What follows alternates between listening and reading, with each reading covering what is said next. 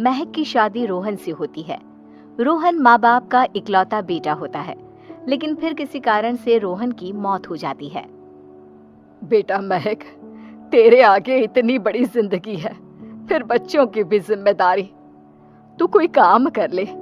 मैं तो कहती हूँ रोहन के ऑफिस में ही बात कर ले, शायद तेरे लिए कोई काम निकल आए। हाँ माँ जी, मैं भी यही सोच रही थी, लेकिन कैसे बात करूं, किससे बात करूं, कुछ समझ में नहीं आ रहा। अब वो क्या नाम था रोहन का जो दोस्त हुआ करता था, पहले तो बड़ा आता था हमारे घर। राकेश की बात कर रहे हैं? पर वो तो रोहन के बाद से कभी आया ही नहीं, पता नहीं कहाँ है वो। आया था, एक नहीं कई बार आया था, लेकिन मैंने बाहर से ही भेज दिया। घर के अंदर झांकता रहता था, मुझे ठीक नहीं लगा। अरे आपको तो पता नहीं क्या ठीक लगता है और क्या नहीं। उसका नंबर है मेरे पास, मैं आज ही फोन करती हूँ। सास राकेश को फोन लगाती है और शाम को घर आने का न्योता दे देती है। अरे आंटी, ओहो भाग्य हमारे कि आपने घर बुलाया। मैं तो कई बार आया, लास्ट टाइम तो अंकल से मुलाकात भी हो गई थी। हाँ, वो हम लोगों को निकलना था ना कहीं उस वक्त। अरे छोड़ो ना बेटा, बोलो क्या लोगे? आपकी बहू। क्या बकवास कर रहे हो राकेश? अरे मेरा मतलब ये है कि आपकी बहू कहाँ है?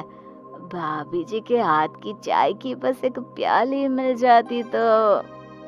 महक चाय लेकर आती है, लेकिन वो जैसे ही राकेश की ओर देखती है, उसे राकेश पसंद नहीं आता। वो अंदर जाने को होती है कि अरे भाभी जी कहाँ जा रही है?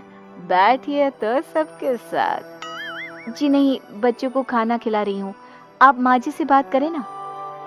अंदर जाने के बाद सास कहती है, अरे बेटा राकेश, वो क्या है ना, वैसे तो तेरे अंकल जी की पेंशन आती है, साथ ही ऊपर 2 मंजिल मकान से किराया भी, तो हम लोगों का तो अच्छा चल जाता है। लेकिन महक, उनकी चिंता आप न करें आंटी, आदेश दें बस आप तो।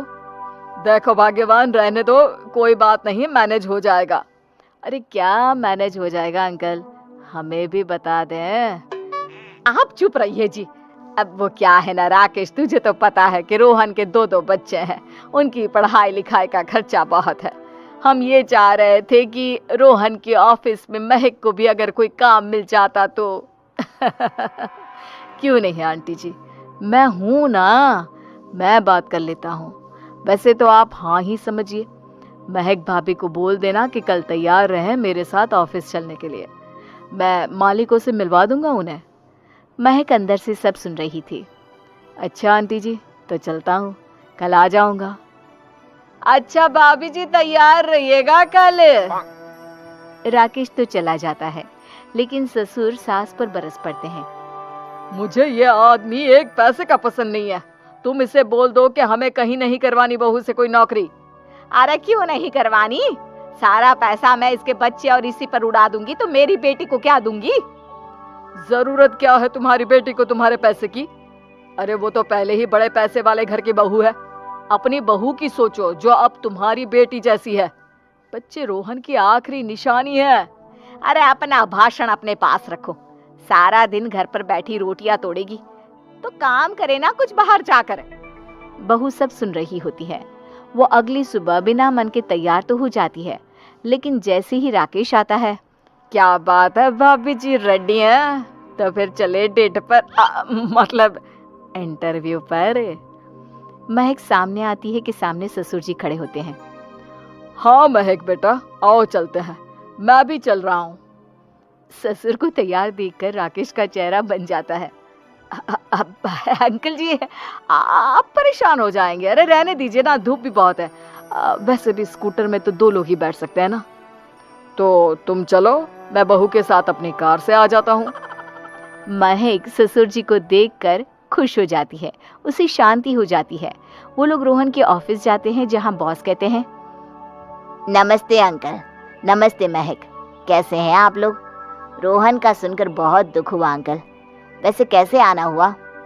बेटा, क्या हमारी बहू के लिए तुम्हारी ऑफिस में कोई काम मिल सकता है?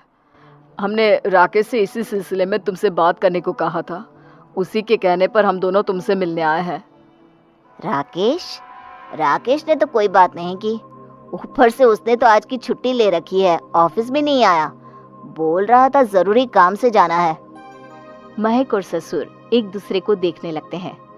वैसे महक, क्या किया है आपने? आई मीन इंग्लिश कैसी है आपकी? महक बॉस से अपनी पढ़ाई लिखाई और क्वालिफिकेशन के बारे में सब कुछ बताती है। ग्रेट, आपके लिए काम तो है लेकिन ऑफिस में नहीं। सर, मेरे बच्चे छोटे हैं, मैं फील्ड में काम नहीं कर सकती हूँ। मतलब वो काम घर से करना है, घर से रहकर बच्चे भी देखें और घर भी देखें, लेकिन हाँ, काम जरूर से करें। वो काम डाटा एंट्री का है, तो जब भी वक्त मिले काम करें, और इसके हम आपको अच्छे पैसे भी देंगे। महक बॉस की बात सुनकर खुश हो जाती है, उन्हें थैंक्स बोलकर घर आ जाती है। किसके साथ भेज रही थी तुम महक को? अरे वो कमीना, उसने तो ऑफिस से छुट्टी ले रखी थी, बात भी नहीं की थी उसने बॉस से बहू के काम के लिए। वो तो अच्छा हुआ कि मैं साथ में चला गया।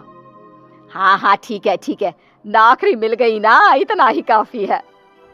समय बीतता है और एक दिन फिर दरवाजे पर दस्तक होती है। घर पर कोई नहीं था।